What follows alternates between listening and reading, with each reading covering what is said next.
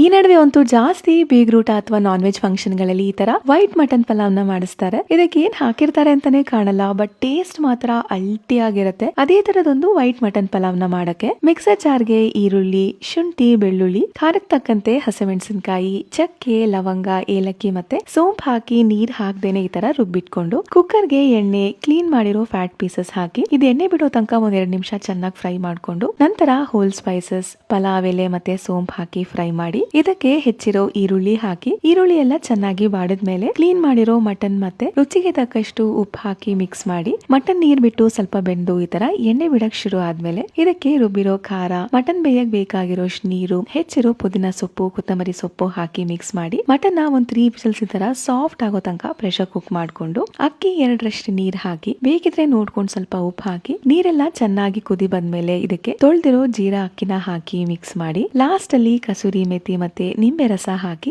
ಅಕ್ಕಿ ಅನ್ನ ಆಗೋ ತನಕ ಬೇಯಿಸಿದ್ರೆ ಅಲ್ಟಿ ಆಗಿರೋ ವೈಟ್ ಮಟನ್ ಪಲಾವ್ ತಯಾರಾಗುತ್ತೆ. ಇದನ್ನ ನಿಮ್ಗೆ ಇಷ್ಟ ಇರೋ ಗ್ರೇವಿ ಜೊತೆ ಸರ್ವ್ ಮಾಡಿ.